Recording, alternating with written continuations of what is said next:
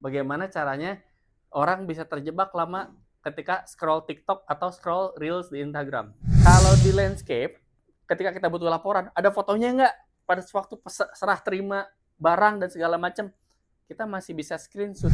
Ketika ada objek utama, ya, yang ingin kita foto, si backgroundnya itu bisa bercerita. Yang paling repot sebetulnya kalau ada foto kayak gini. Kebayangkan banyaknya jurnalis ya, kemudian tim media dan segala macam. Nah itu mau nggak mau harus rebutan posisi.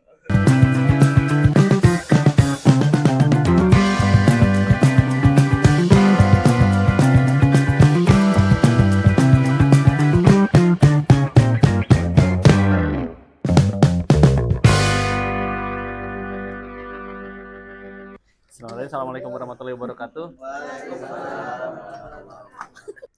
Sebelumnya saya perkenalkan dulu.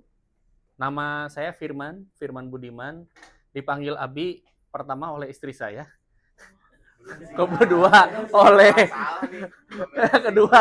oleh akhirnya sama keluarga jadi dipanggil Abi, tetangga jadi manggilnya Kang Abi, teman-teman semuanya akhirnya ya lebih dikenalnya sebagai Abi Firman gitu kan ya, atau Kang Abi. Dan teman-teman di BNPB sendiri lebih mengenal saya dengan namanya Kang Abi gitu kan. Itu.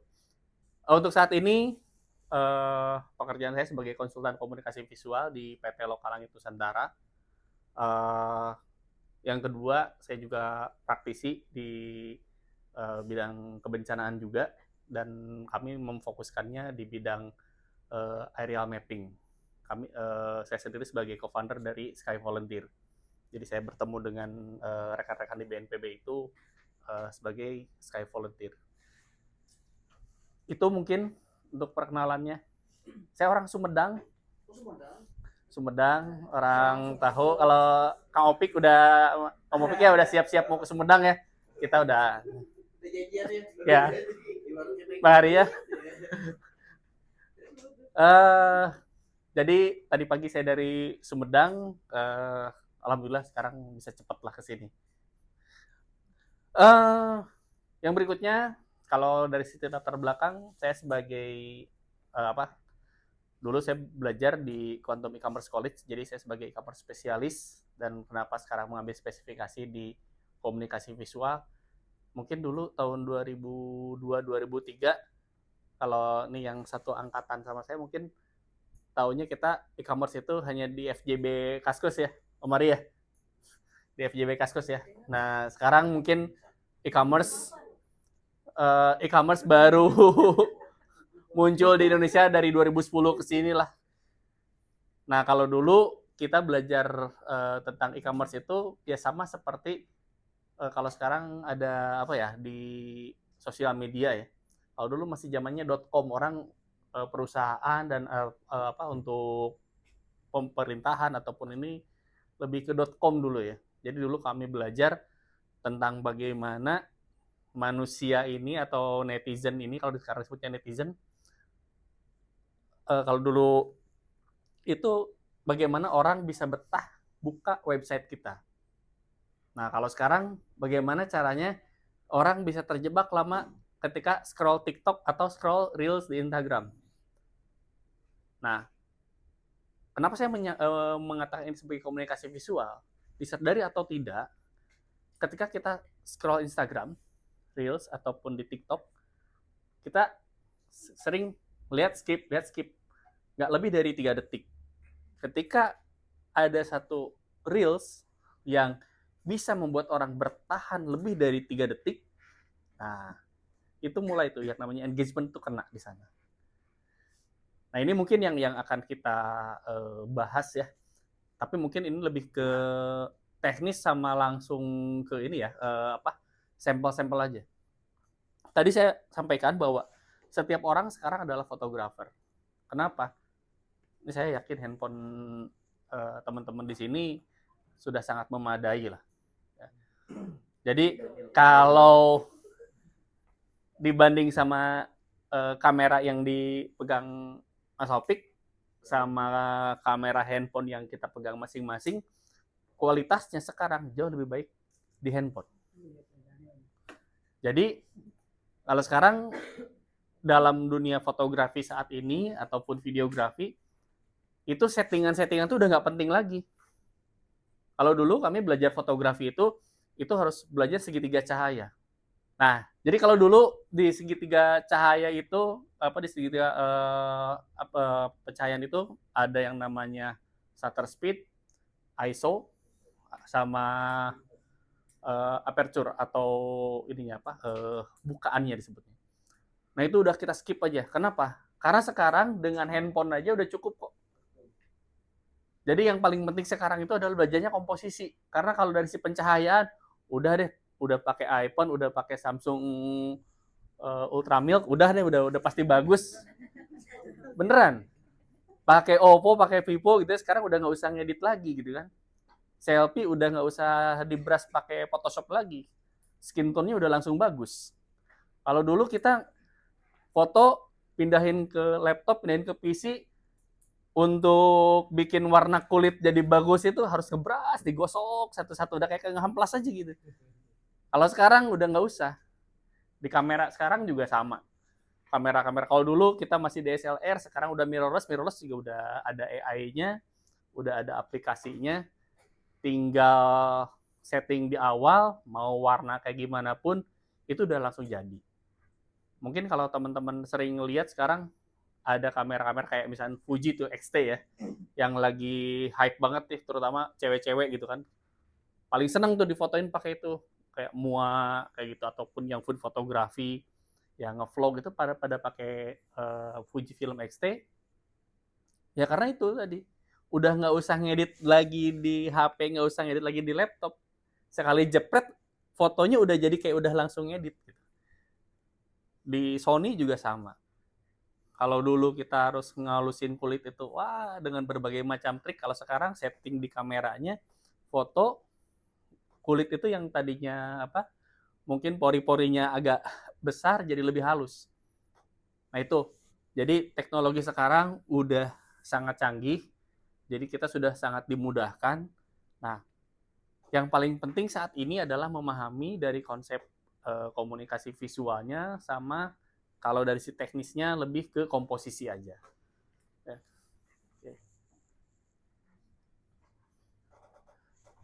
Nah inilah, kalau teori-teori kayak gini, ya komunikasi visual intinya bagaimana apa yang kita capture, apa yang kita ambil, yang menjadi gambar yang bisa dilihat itu bisa menyampaikan isi atau pesan dari yang ingin kita sampaikan. Mungkin di sini teman-teman ada yang dari ilmu komunikasi ya, mungkin lebih paham ya. Nah sekarang gimana caranya handphone kita ini bisa menjadi senjata kita, bisa menjadi alat kita untuk menyampaikan informasi. Saya nggak ngebahas pakai kamera mirrorless atau ini ya, atau kamera-kamera besar ya. Pakai handphone deh sekarang. Gimana caranya handphone kita bisa menyampaikan isi pemikiran kita atau maksud dan tujuan kita. Banyak di sini ya teman-teman punya program-program bagus untuk masyarakat ataupun apa yang sudah dilakukan di kedeputian ini. Nah sekarang gimana caranya kita menyampaikan ke masyarakat? Mungkin sekarang kan semua lembaga, apalagi lembaga pemerintahan itu sudah wajib mempunyai sosial media. Nah di sana cara kita menyampaikan. Nah, bagaimana sekarang sosial media kita bisa kita kelola dan bisa memberikan informasi ya, baik apa yang sudah kita lakukan, apa yang akan kita lakukan, atau informasi yang berbentuk edukasi. Saya agak sayang sih gitu, kalau misalnya lembaga-lembaga besar ya, kementerian, sosial medianya hanya diisi sama kegiatan pejabat aja. Saya agak miris sih gitu. Hampir di semua kementerian kok kayak gitu. Ya. Humasnya itu cuman ngikutin ini aja. Jadi hampir istilahnya lebih besar isi dari sosial media itu hanya kegiatan pimpinan, rapat di mana difotoin. Rapat di mana difotoin. Padahal isi dari sosial media itu sebetulnya lebih baik gitu ya. Dan akan lebih bermanfaat kalau bisa menyampaikan apa yang sudah kita lakukan, apa yang akan kita lakukan rencana, dan informasi apa atau edukasi apa yang ingin disampaikan ke masyarakat. Nah, kalau di sini mungkin di lokal nggak langsung ke masyarakat ya, lebih ke daerah ya, ke daerah BPBD ataupun ke pemerintah daerah. Nah, mungkin ini nih yang apa bisa kita gali nanti ke depannya. Bagaimana istilahnya apa? Kalau sekarang tuh kami ya, saya kebetulan di perusahaan saya tuh kita sering menggarap video project. Jadi saya juga ini baru turun dari offshore. Jadi kalau di Pertamina itu ada satu project, misalkan penggantian pipeline atau pipa gitu. Itu harus didokumentasikan. Harus didokumentasikan secara detail dan nanti ada after movie-nya. Sehingga ketika nanti stakeholder ataupun direksi mau melihat laporan kerja itu udah dalam bentuk video. Dalam bentuk video itu bisa tahu, oh, apa yang sudah dikerjakan. Progresnya seperti apa. Baik itu yang progress ataupun yang final report. Seperti itu. Nah, makanya ya ini kedepannya mudah-mudahan ya walaupun kita cuma 1 hari, tapi minimalnya teman-teman nanti kegambar lah. Harus seperti apa sih. Nah, jadi kalau di komunikasi visual itu, saya kenapa di sini nggak hanya spesifik di fotografi saja. Kalau fotografi sekarang saya yakin lah, tidak sesulit dulu dan banyak yang bisa. Apalagi kalau anak-anak Gen Z sekarang, udahlah, estetik banget. Estetik banget. Milenial kita agak-agak ini ya, kalau di milenial tuh sebagian estetik, sebagian ngasal. Masih masa transisi kita tuh ya. Oke. Nah, jadi di konsep komunikasi visual itu memadukan unsur-unsur grafis. Nah, hal yang paling penting ini nih, kreativitas, estetika, efisiensi, ya, komunikatif. Nah, ini yang paling utamanya. Nah, dan untuk menciptakan suatu media yang menarik perhatian. Tadi, kalau kita scroll Instagram, ya, sehari bisa berjam-jam ya. Kalau dihitung-hitung, kita kan kalau di handphone kan suka ada tuh durasinya tuh, jumlah durasinya. Kalau apalagi kalau kita emang lagi santai tuh, tahu-tahunya ternyata kita udah lebih dari 2 jam, 3 jam gitu. Nah, berarti ada berapa banyak informasi yang kita dapat sekarang. Jadi saat ini, istilahnya apa? Entah berapa ribu reels yang kita lihat sekarang setiap hari. Bukan ratusan lagi, ribuan mungkin. Nah, sekarang berarti kan ada persaingan. Jadi kalau misalkan dulu, informasi itu kan sangat sedikit. Sehingga kita bisa mudah menerima dulu informasi yang kita dapat hanya dari stasiun TV. Stasiun TV dulu nggak lebih dari 10 lah di Indonesia. Ya. Bahkan mungkin ya, apalagi pas di awal-awal. Zaman TVRI, Departemen Penerangan, informasi dari pemerintah cuman itu, ya udah. Akhirnya kita cuma nerima itu aja. Nah, kalau sekarang informasinya begitu banyak dan kita nggak tahu kejelasan informasi itu. Apakah informasi itu benar atau tidak benar. Nah, ini yang istilahnya apa? Menjadi concern kita ya di dunia komunikasi visual itu. Nah, gimana caranya nih kita bisa menarik perhatian. Juga menciptakan media komunikasi yang efektif. Nah, tadi kalau misalkan kita sekarang pegang akun sosial media pemerintahan, penting nggak sih semua kegiatan pimpinan itu diposting di sosial media?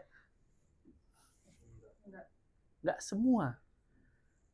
Nah, jadi ya mungkin nanti teman-teman kalau suatu saat memang mengelola sosial media dari pemerintahan, ya tolonglah gitu kan. Karena apa gitu? Kalau sekarang gini, jangankan orang lain ya, jangankan orang lain. Mungkin saya sendiri atau teman-teman yang bekerja di sini nih, misalnya di dalam ruang lingkup kebencanaan. Kalau kita mau mencari informasi, contoh misalkan, mohon maaf misalnya, tentang Pusdatin. Apa itu Pusdatin BNPB? Program kerjanya seperti apa? Kita merujuknya kemana? Mencarinya kemana? Ke website BNPB? Nggak ada. Di sosial media juga tidak dijelaskan itu. Nah, mungkin di sini, nah ini saya titip pesan nih ke teman-teman yang di pemerintahan, kalau bisa ya masyarakat tuh bisa tahu apa yang dilakukan oleh lokal, apa yang dilakukan oleh masing-masing direktoratnya. Program itu seperti apa? Kan kalau sekarang di Reels ataupun di feed itu kan bisa dipin ya dipin. Jadi program kerjanya seperti apa? Kayak misalnya dalam 1 tahun nih kita mau mengerjakan apa dalam rencana kerja kita atau agenda-agenda besar itu, ya itu bisa di eh, simpan gitu di sosial media. Nah, ini sih yang kalau menurut saya gitu ya, yang saat ini masyarakat butuhkan. Jadi kita itu tahu, masyarakat tuh tahu bahwa oh ternyata teman-teman yang kerja di pemerintahan tuh bener loh ngelola duit negara itu. Jadi minimalnya gini, kita udahlah itu istilahnya apa? Everybody knows lah gitu bagaimana apa carut marutnya gitu ya, anggaran di kita, bagaimana carut marutnya pemerintahan di kita gitu. Tapi banyak kok gitu ya program-program pemerintah yang menyasar atau yang betul-betul efektif dan betul-betul dibutuhkan oleh masyarakat. Nah, sekarang mungkin kalau ya di sini ya tujuan kita di sini adalah bagaimana sekarang meningkatkan kepercayaan publik nih terhadap lembaga-lembaga pemerintah, ya salah satunya dengan cara seperti ini, mengefektifkan komunikasi visual kita. Kenapa ya? Karena masyarakat sekarang semua pegang handphone, semua kayak udah bisa nonton TV dan ya istilahnya apa? Kalau dulu nonton TV di ruang keluarga, kalau nggak di kamar, kalau sekarang di mana-mana, kita di mobil, di jalan, pasti sambil pegang handphone dan lihat-lihat handphone. Nah, itu berarti kesempatan kita juga untuk menyampaikan komunikasi publik ini, komunikasi visual ini lebih lebih luas. Oke. Nah, jadi kalau di komunikasi visual itu sebetulnya tidak terpaku ke fotografi atau videografi saja. Mungkin teman-teman suka bikin infografis ya. Infografis itu juga bagian dari komunikasi visual ya. Bahkan kalau zaman dulu lagi ya komunikasi visual itu disampaikan dalam bentuk patung. Itu kan kayak misalnya kita di Bundaran HI itu ada patung. Itu kan bentuk komunikasi visual. Berarti pemerintah dulu atau yang punya idenya itu ingin menyampaikan sesuatu, ya kan? Di patung Pancoran ya atau di mana gitu. Ingin menyampaikan sesuatu. Kan patung itu untuk dilihat kan. Nah, jadi segala sesuatu yang memang tujuannya untuk dilihat orang, nah ini adalah bentuk komunikasi visual. Nah mungkin kayak misalkan kalau kita ya di kebencanaan kayak misalkan apakah itu ada diorama atau ada musik, itu kan bentuk dari komunikasi visual juga. Oke, ini ada banyak. Nah, ini salah satu ini ya atau ada beberapa aplikasi yang ini saya yakin lah teman-teman juga udah pada bisa juga lah sekarang. Apalagi yang udah punya anaknya SD, SMP, sekarang udah pada jago-jago ngedit video. Dulu kalau kita mau ngedit video tuh harus spek komputer yang tinggi dulu gitu. Kalau sekarang mau handphone 1 juta 2 juta udah nggak usah ngedit. Sekarang tinggal masukin footage-nya, langsung CapCut yang ngedit, langsung TikTok yang ngedit. Nah, gitu. Oke. Nah ini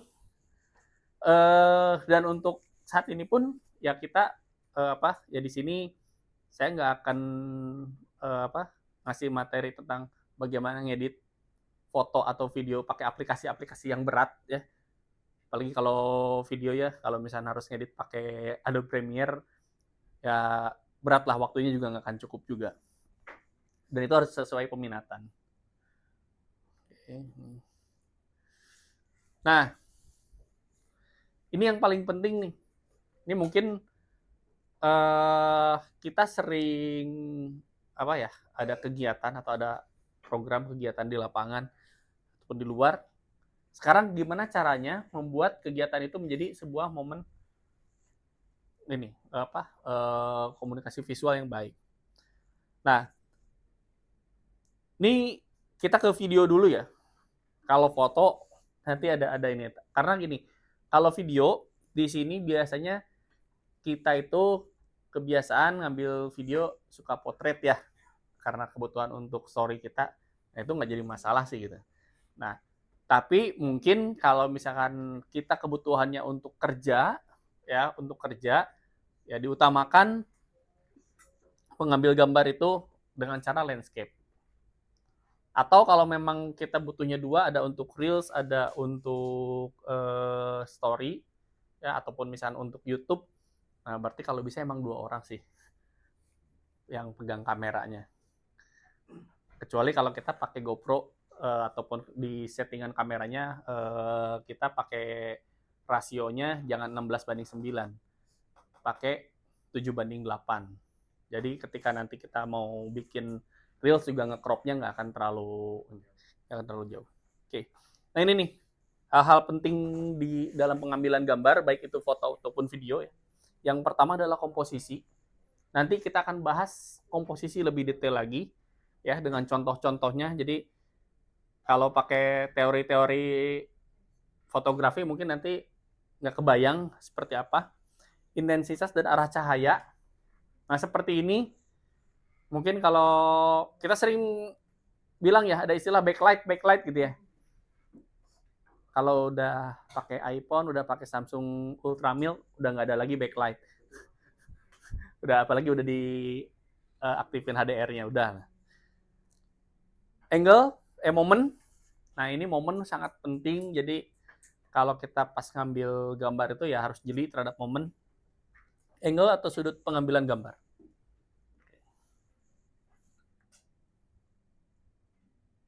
Nah ini ya yang video. Jadi nanti setelah kita belajar komposisi, nih saya ke ini dulu ya, ke teknis pengambilan video dulu.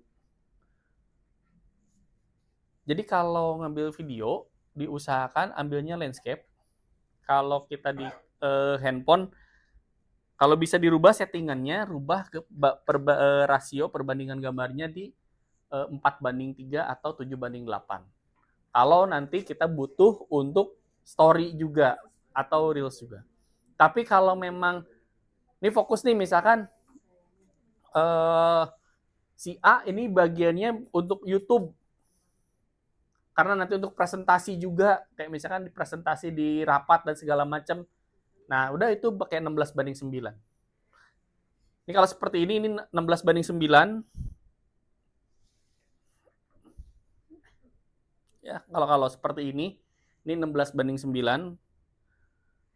Kalau landscape, kalau potret kan seperti ini ya untuk story. Nah, biasanya kita akan repot ya ketika kita butuh laporan ya untuk laporan. Kalau di landscape, ketika kita butuh laporan, ada fotonya nggak pada waktu serah terima barang dan segala macam, kita masih bisa screenshot. Kalau kita nggak ambil foto, kayak misalnya nih kita cuma 1 orang nih mendampingi pimpinan, kan biasanya kita disuruh ngambil gambar kan ya, mana foto itu, kita ngambilnya video, kita nggak ambil foto. Nah makanya kalau kita ngambilnya potret seperti ini, kita akan agak sulit. Kenapa? Ketika nanti kita butuh laporan kan biasanya jarang ya kita laporan ngasih fotonya yang bentuknya potret ya, landscape kan harusnya kan. Nah, itu jadi diusahakan mengambil gambar secara landscape, baik itu foto ataupun video. Nah terus nanti kalau buat story gimana dong? Nah gampang, kalau kita udah ngambil landscape seperti ini, kalau buat story kita nanti bisa bikin jadi susun 3 di paralel 3 seperti itu ya, baik itu untuk foto ataupun video, sehingga di story jadi pas gambarnya.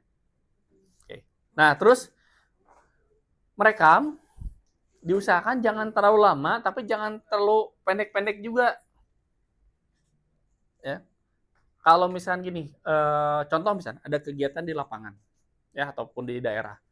Nah kita nih mau yang diminta nanti jadiin video dong buat reels ataupun buat apa.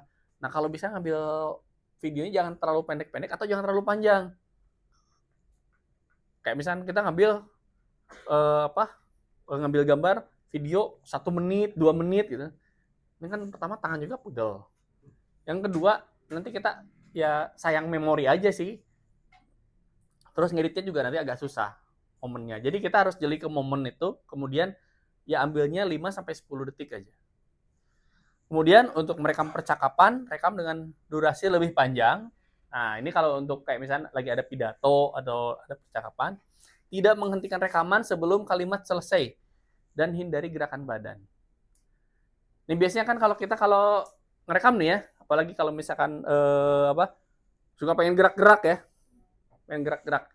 Nah, kalau bisa biar enak nanti editor, cukup diam aja. Kenapa? Biar nanti sama editor digerakinnya. Jadi nanti kalau di aplikasi itu kita bisa ngegeser ke kiri, bisa ngegeser ke kanan. Jadi seolah-olah si gambar itu bergerak. Begitu. Nanti kita akan coba. Nah, gunakan alat bantu seperti audio recorder, tripod, dan stabilizer jika ada. Ya. Kalau udah HP-HP sekarang, iPhone, Google Pixel, Samsung Ultra itu udah nggak usah lagi pakai stabilizer. Kita mau lari-lari juga istilahnya apa masih gambarnya masih bagus, masih stabil. Nah, pastikan komposisi gambar mengikuti dasar-dasar komposisi pengambilan gambar. Nah, ini. Saat ini yang paling penting adalah komposisi.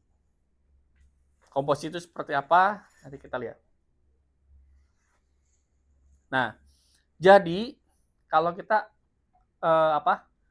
melihat satu frame gambar, ini tuh seperti halnya kita bagi 9 kotak. Nah, jadi nanti posisi gambar kita akan di mana, objek utama kita akan di mana. Nah, ini aturannya. Oke. Atau ya kalau tadi rule of thumb nanti ada contoh-contohnya. Nah, atau bentuk simetris dibagi 2. Titik tengahnya ada di mana. Nah, pastikan objek utama itu ya berada di seperti ini. Oke. Ini kita langsung contohnya. Nah, ini bentuk rule of third. Jadi kalau kita tadi bagi 9 kotak, ya, atau kita ambil garis diagonal. Nah, jadi ketika kita ambil garis diagonal seperti ini, maka salah satu bidangnya ada yang kosong, salah satu bidangnya ada yang berisi. Nah, seperti ini rule of third, kemudian arah dari objek utama, ya kalau misalkan orang ataupun bukan orang, nah arahkan si objek utama itu ke arah ruang kosongnya. Nah, seperti ini. Ini kan arah orangnya ke sana.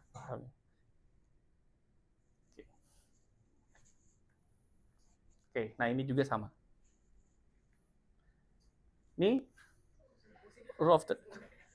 Ada ruang kosong, ada objek utama. Kalau kita geser si objek ini, ke sebelah sini, kemudian ini ruang kosong, sedangkan dia menghadapnya ke sini, itu nggak secara visual kita nggak enak ngelihatnya. Kenapa? Karena tadi si ruang kosongnya itu bukan ke arah objeknya. Oke, kita lihat lagi. Nah, seperti ini.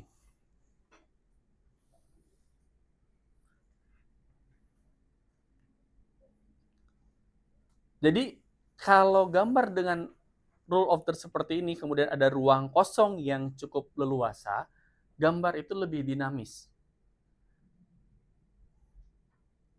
Jadi kalau nanti di sini kita mau menulis caption atau quotes atau apa, ini bisa di sini.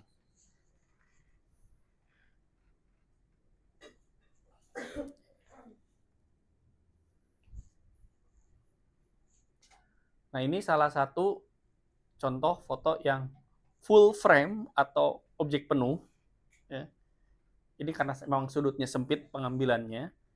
Nah, tapi kalau di istilah fotografi ada yang namanya DOF, depth of field. Jadi kalau simpelnya gini, ini kita kan motret sesuatu pasti ada tujuan, ingin menyampaikan sesuatu. Seperti di sini apa yang mau disampaikan?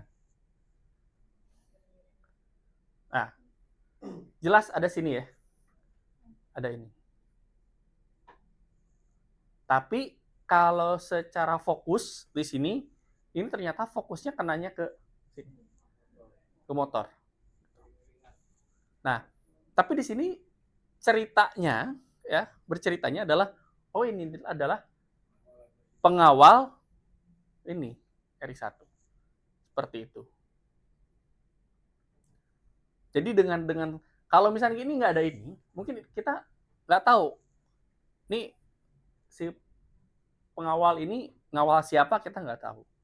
Tapi di sini ada objek utama, ada objek pendampingnya atau penguatnya. Nah, seperti itu. Kita nanti akan lihat lagi. Nah, ini juga sama, rule of third. Ya. Si objek utamanya arahnya ke ruang kosong. Seperti ini. Nah, ini salah satu contoh dari fotografi human interest atau street photography juga sama. Ya, seperti ini bagaimana memperlihatkan kehidupan atau realita yang ada di masyarakat. Seperti ini. Jadi di sini pas saya lagi di satu tempat nemu ibu-ibu sedang kondisi seperti ini, ya saya ambil gambarnya. Alhamdulillah dapat seperti ini. Nah, tadi saya bicara dengan momen juga kan, tentang momen. Jadi kita harus jeli. Oke. Nah, ini juga sama momen. Ini lensanya bagus, Mas. Lensanya bagus. Oh, ini. Shutter speed-nya bagus, kameranya bagus, lensanya bagus. Ini handphone nggak mungkin bisa gini. Nggak mungkin. Nggak mungkin kalau jauh kayak gini. Harus dekat. Pakai Canon bisa. Nggak bisa. Nah, mumpung dibahas nih ya tentang spek kameranya. Spek kamera dengan lensa betul kalau kita udah pakai penggunaan mirrorless atau DSLR ya penting. Di handphone juga sama. Beda antara spek mohon maaf Android yang di bawah 3 juta dengan Android yang di atas 5 juta. Itu udah beda banget. Udah beda banget. Nah, bisa nggak kita dengan HP bikin yang seperti ini? Lebih bisa lagi sekarang. Tapi satu, nah tadi, saya kan tadi bilang ya tentang arah cahaya. Ini kenapa foto ini bisa seperti ini? Kenapa? Karena pas dapat cahaya. Saya cahaya ini menjelang sunset. Ini di Banjarmasin, menjelang sunset. Jadi ini arah ke Ini arah ke timur, saya menghadap ke barat. Oke. Momen. Nah, ini tentang perspektif. Ini enggak, kalau ini bukan pakai HP. Nah, ya. Tapi pakai HP sekarang sudah bisa seperti ini. Apalagi Samsung Ultramilk ya sekarang, gila. Ultramilk udah. Nah, ini kalau saya ini pakai kamera Canon 60D, Amari. Ini 60D, lensa 70-200. Ini enggak, handheld ini. Handheld. Ini 3 foto ini saya ngambil pada waktu yang sama, hanya beda beberapa detik atau menit, dan di lokasi yang sama. Jadi ini pas waktu 17 Agustusan gitu, kan suka ada lampu-lampu yang kerlap-kerlip kayak gitu. Nah, itu dijadikan foreground. Jadi foreground itu kalau kita ngambil gambar, ini kamera, objek kita di belakang sana, nah di depan sama kita dikasih yang objek yang dekatnya gitu. Sehingga objek yang dekat itu jadi blur. Nah, seperti ini. Ini lampu taman. Lampu kalau di pinggir jalan tuh suka ada lampu yang bulat gitu. Nah, ini lampu ini. Kalau ini bisa ngegaris seperti ini. Ini kabel. Jadi saya fokus ke bulan. Si foreground itu kabel dibikin kayak gini. Jadi seperti bulan setengah. Nah itu perspektif. Jadi cara kita mengambil gambar, arah kamera kita, arah lensa kita, itu bisa mempengaruhi persepsi orang. Kalau gambarnya dipisah-pisah, mungkin, dan saya tadi nggak cerita, mungkin teman-teman juga akan berpikirnya ini adalah tempat yang berbeda, waktu yang berbeda. Tapi ternyata ini sama. Dan kalau saya nggak cerita ini adalah lampu taman, mungkin ini menganggapnya benda planet apa, atau ini pakai teleskop atau apa. Nah, itu unsur kreativitas. Kayak gitu. Ya maklum, kalau saya kan karena profesi ya. Saya profesi belasan tahun saya di dunia fotografi gitu kan. Jadi ya kepikiran kayak gini gitu kan. Kalau teman-teman mungkin yang biasanya kerjanya bukan di bidang itu terus susah atau gimana gitu, nggak kebayang. Kalau saya kan karena memang profesi namanya juga. Kalau saya disuruh mengerjakan pekerjaan Bapak Ibu sekalian juga saya bingung gitu kan, sama gitu. Itu. Nah, cuman tadi intinya adalah bahwa dengan gambar itu kita bisa merubah persepsi orang. Hai. Nah, ini sama tentang momen juga. Momen. Nah ini ya penting ya. Jadi bagaimana kita ngambil gambar, biasanya nih kalau kegiatan-kegiatan pimpinan suka minta difotoin. Nah, kita harus yang ngambil gambar tuh jangan pelit-pelit sekarang, nggak pakai roll film kok, nggak pakai polaroid gitu kan yang mahal. Sekarang kan murah lah, sekali sekali foto mau berapa jepret juga, mau ini juga ambil aja dulu. Karena apa? Ini momen nanti yang mahal itu. Ini ya istilahnya apa? Ekspresi orang sih yang agak susah tuh. Biasanya apalagi kalau cewek ini, kalau nggak mau jadi 100 foto yang diambil cuma satu gitu kan, kayak gitu. Nah apalagi kalau misalnya kita lagi kegiatan. Nah ini sama juga ya tadi yang namanya, ini ada foreground, ini komposisinya rule of third juga, dan ekspresi orangnya dapat.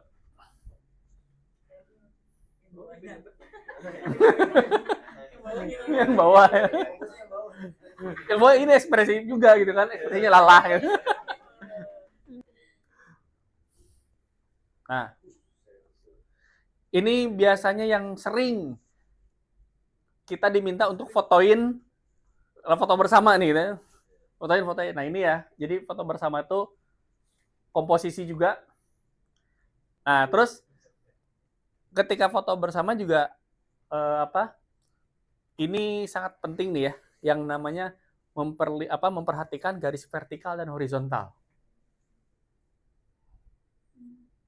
Nah, kalau kita pas motret biasanya suka nggak inget memperhatikan garis vertikal dan horizontal. Gampang, sekarang di aplikasi editing udah bisa, tinggal geser-geser aja. Bahkan kalau misalkan biasanya kan kalau kita, ini saya bisa simetris seperti ini. Yang pertama, ini saya pakai tripod dan saya udah ngatur, saya harus di tengah ini. Nah, tapi kalau saya motret dari sini, ini bakalan agak susah untuk bisa dapat simetris seperti ini. Kenapa? Karena kalau kita mau ngambil simetris, ya, kita harus memperhatikan salah satu. Atau kalau bisa, kalau memang kita ada kesempatannya, kayak misalnya lagi foto bersama tuh, ambil dua-duanya. Simetris vertikalnya dapat, simetris horizontalnya dapat. Nah, dengan seperti itu, kita bisa dapat gambar seperti ini.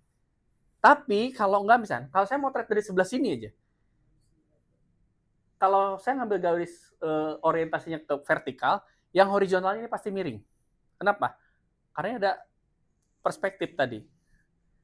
Kayak gini, kalau kita ngambil foto dari sini, kayak misalnya ini tengah nih, sama ngambil gambar dari sini, ini akan berbeda hasilnya. Tapi ada caranya sekarang. Tinggal buka di aplikasi editing, baik itu di Lightroom ataupun di Snapseed. Kalau saya pakai dua itu aja lah yang paling simple. Lightroom sama Snapseed sekarang, kalau tadi kita nggak bisa simetris karena posisi ini kita, bisa kok sekarang di adjustment sudutnya. Gitu. Oh ya, satu lagi. Nah, ini kan ada ini ya. Ada namanya tuh running text ya. Running text. Nanti akan ada juga contoh yang lain. Diusahakan ini pas. Walaupun kita bisa ini nempel ya, kayak bisa diedit kayak gitu bisa. Tapi kalau bisa dapat momennya pas kayak gini. Nunggu. Nunggu dan saya itu nggak cuma sekali jepret, itu berkali-kali juga.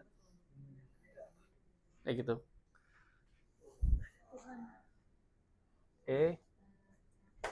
Nah, ini kalau kita biasanya kalau lagi upacara dan segala macam suka disuruh fotoin atau ini, nah ini salah satu contoh-contoh. Tapi tadi ini faktor lensa juga. Tapi kalau sekarang kita pakai lensa kamera udah bisa juga seperti ini. Tapi intinya adalah bagaimana kalau misalkan kita mengambil rentetan orang seperti ini tuh kita bisa dapat perspektif seperti ini. Oke. Nah, ini yang disebut dengan low angle. Biasanya kalau kita motret low angle itu gambar lebih dinamis sedikit, ya, lebih dinamis. Jadi kita agak ke bawah kayak ini.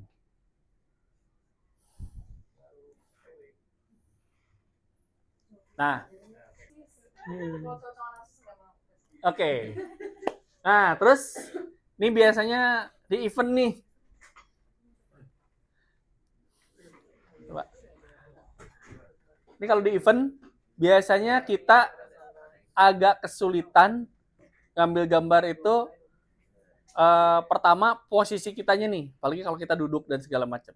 Tapi kalau misalnya kita punya keleluasaan, diusahakan ngambil gambar itu ketika ada objek utama ya yang ingin kita foto, si backgroundnya itu bisa bercerita. Ini kan, ini saya ngambil kan ini orang yang lagi pidato. Tapi di sini ada judul acaranya ini apa?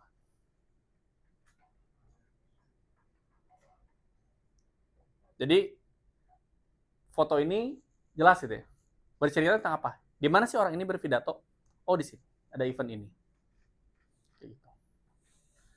Nah, terus yang kedua ini ada highlight ya disebutnya. Jadi ada cahaya dari belakang. Nah, ini saya ambil pas momen si cahayanya itu ke sini. Ya. Yaitu pemanis aja sih. Oke, jadi ketika biasanya kalau kita motoin orang pidato, nah ini seperti ini ya. Diusahakan tadi garis vertikal horizontal kita itu menjadi salah satu acuannya. Jangan sampai yang garis horizontalnya miring, vertikalnya juga miring. Nanti kita ngeditnya agak susah.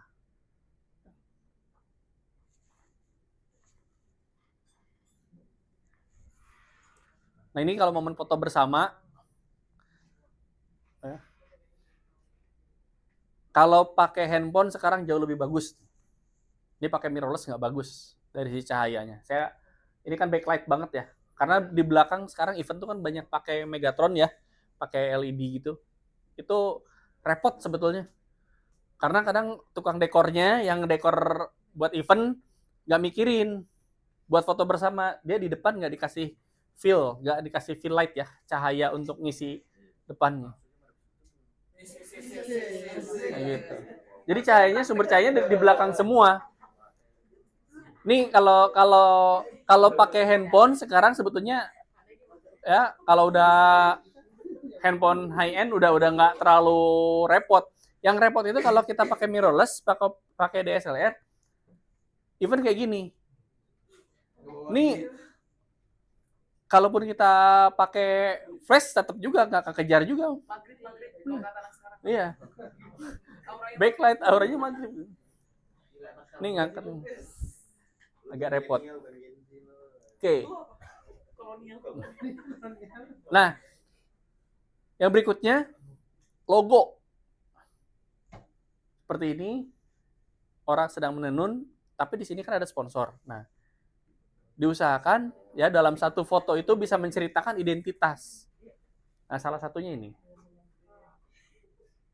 Jadi saya nggak hanya sekedar mengambil secara keseluruhan, fokuskan ini fokus. Oh, udah kelihatan orang sedang menenun. Tapi di sini, oh identitasnya apa?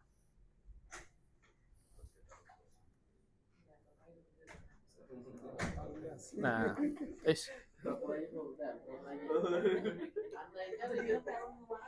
nah, ini juga sama ya di gempa Lombok. Jadi kadang hal-hal kecil seperti ini kalau dalam fotografi bisa menjadi menarik.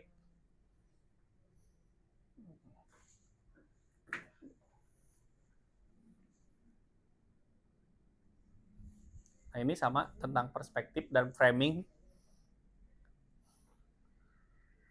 Ya. Ini masih di Lombok juga. Oke. Nah, ini sequence atau foto story atau yang bercerita. Ini saya di salah satu panti yang berkebutuhan khusus. Ini para tunanetra. Para tunanetra habis makan. Ini saya nggak ambil semua ya fotonya, ambil sedikit aja. Habis makan, mereka buang sampah ke tempat sampah. Dua-duanya. Udah tunanetra. Yang melihatnya bisa tuh. Ini kalau diperbesar kan adanya kelihatan. Ini kalau diperbesar ini kelihatan ininya apa? Matanya itu nggak terbuka.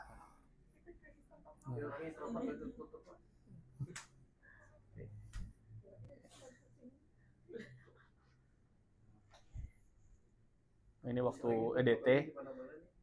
Itu tadi ini paling repot sebetulnya kalau udah foto kayak gini. Kebayangkan banyaknya jurnalis ya, kemudian tim media dan segala macam. Nah itu mau nggak mau harus rebutan posisi. Kalau mau dapat gambar bagus rebutan posisi deh. Udah kayak gitu aja. Kuncinya cuma itu. Begitu dia lama lagi motonya aja.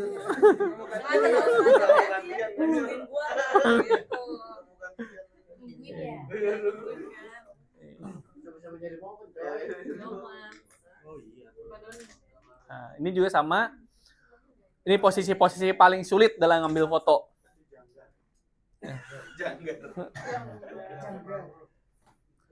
Nah, terus kalau di posisi seperti ini, kayak misalnya kita ketutup, nah, ini saya harddisknya nggak kebaca ya. Saya ada ngambil yang fokusnya ke sini. Nah, jadi ini kan ketutup nih. Jadi padoninya ketutup itu, tapi saya dapat dari sini dari kamera orang. Dari kamera orang, saya fokusnya pengen ke sini. Jadi gambarnya kecil, yang jelasnya kecil. Yang lainnya ini ya ketutup aja. Kayak gitu. Nah, ini simetris juga ya tadi. Simetris. Terbaik ini Bapak ini. Kalau fotoin padon itu udah enak, nggak susah. Oke. Oh, udah. Oke. Itu aja untuk sharingnya. Tapi dia mau praktek banget sih. Kalau mau diskusi dulu, mau praktek dulu boleh.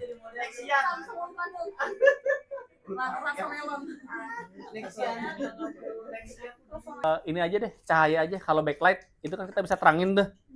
Nah, daripada repot nanti ngedit, itu aja yang diterangin. Jadi ngambil 2 gambar. Yang pertama ambil gambar cara biasa dulu, apa adanya. Yang keduanya ambil gambar yang terang. Ya, bisa di layering. Terangin apa? Brightness atau kehidupan lo? Masih brightness ya? Oh, tinggal ininya.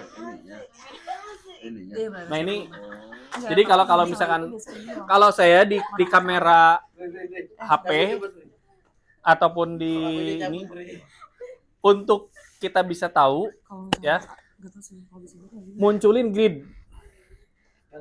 Ya, grid ini ini harus. Nah, ada garis 9 itu ya.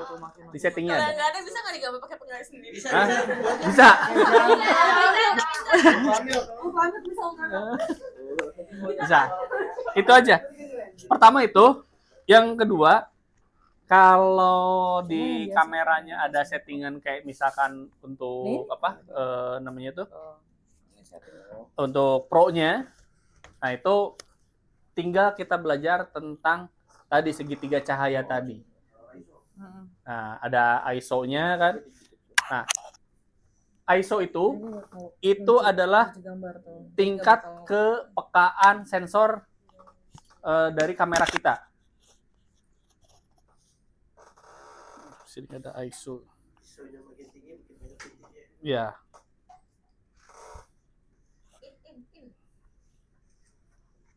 Ini deh. Coba kita lihat. Aduh, ini bergelap. Aduh. Lagi melet, jelek. Kok kameranya bagus banget sih? iPhone berapa kan? Ih, 11 sih, mohon maaf. Ultra milk. Enggak salah, Indomilk. Indomilk. Ini ISO. Tapi ini bagus. Iya, ISO. ISO Rami. ISO ya. ISO. Nih, udah nih. Buat terang namanya dari sisi. Itu biar ini semakin menangkap itu semakin jelas. Ya, betul. Nah itu kalau kita udah pakai grid seperti itu, kita bisa tahu tadi kita Ya, apa mau di Rule of third. mau di center rule of third. Wis, gila. Dari tadi sih gue perhatiin kamu mulu sih. Notulen, pantesan. Enak lu. Pantesan. Notulen anjir. Nah, mungkin kalau teman-teman apa pakai kamera mirrorless atau ini suka ada seperti ini ya, terlalu gelap, terus nanti kadang terlalu terang banget juga Iya. kayak gini. Nah, Kita nggak ada gitunya Pak, Conan Pro berarti ya? Gak ada. Itu kamera vlogger. Nah tadi ya. Bang Apik kalau itu Nah, Bang klik Apik- dulu layarnya. Kamu supaya terang. nanyanya kan kalau misalnya kita pakai settingan pro mau seperti apa. Nah kalau di settingan pro itu yang harus kita pahami dulu tuh, yang pertama tentang shutter speed. Jadi shutter speed itu ini kalau kita pegang kalau kita ini kan ada tombol shutter ya, Ya. shutter untuk foto. Kalau kita tekan seperti ini, nah ada bunyi ya, ada bunyi cekrek seperti itu ya. Kalau dulu istilahnya cekrek ya. Nah itu shutter speed. Iya. Jadi si shutter speed ini kecepatan si lensa itu terbuka atau tertutupnya. Iya, iya. Tak tak tak tak tak tak tak. Oke, ini. Tak tak tak tak tak tak tak. Momen banget tapi lagi ngupil. Iya. Ngupil.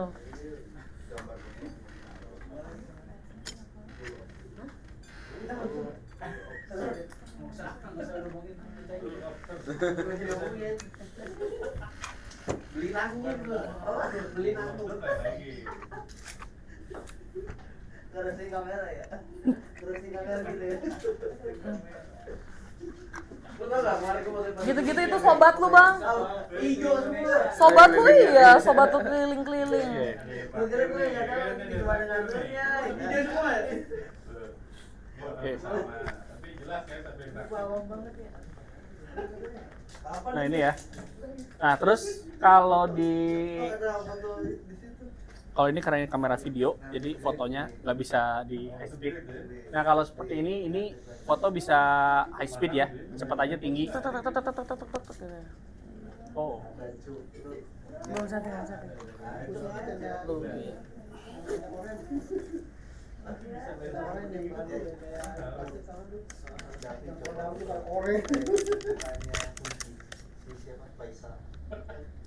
Lagi aja.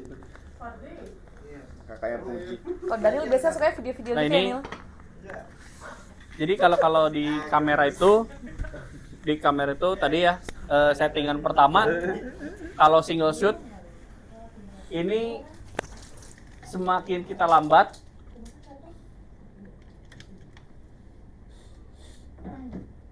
Oh ya. nah ketika sudah ditekan Jadi bukan gini. tutupnya tahan dulu kan, tapi kalau cepet Jadi setelah kita mencet ya, kalau karena ini mirrorless ya, beda dengan DSLR. Kalau dulu DSLR itu dua istilahnya apa? Dua suara. Cekrek gitu kan. Kalau ini kan langsung cek aja gitu ya. Nah, kalau di itu yang kerasanya itu. Tapi yang paling enaknya sekarang ya saya nggak tahu sih kalau di iPhone ada juga fungsi burst. Ya, burst. Jadi satu kali jepretan itu ada 10 foto. Nah, ini kurang lebih seperti ini. Iya. Terus kalau pakai timer gitu. Nah, itu fungsi utamanya adalah kalau kita mau merekam momen yang cepat. Tapi pastikan dulu fokus sama cahayanya sudah pas. Kamera Bang Apik juga bisa cuma manual tek ke jari. Kecepatan jari. Udah biasa tuh jarinya. Bang. Oh, di sini ada Samsung. Ultra Milk tuh. Apa grade-nya? Burst. Nah, ada deh kalau burst kayak hampir semua. Nah, terus di sini juga ada yang namanya ISO ya. Kalau di Nah, ISO ini dia semakin besar ISO-nya, dia semakin terang. Tapi kualitas gambar semakin turun. Kenapa? Karena dia ngekatro si sensornya itu supaya lebih peka terhadap cahaya. Kalau kondisi-kondisi tertentu kayak misalkan kita harus motret di ruangan gelap, nah itu bisa dioptimalkan dari mulai ISO-nya kalau kita mau settingan pro. Tapi kalau udah handphone sekarang, saya kalau di ruangan kayak misalnya lagi di meeting room yang kecil seperti ini, kemudian harus ngambil gambarnya malam agak gelap, saya daripada pakai mirrorless saya menggunakan iPhone. Makanya dia setting gitu ya, night mode.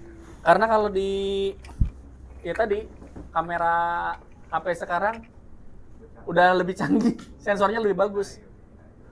Apalagi kalau misalnya dia tadi udah kamera-kamera high end sekarang itu kualitasnya udah sebanding sama ya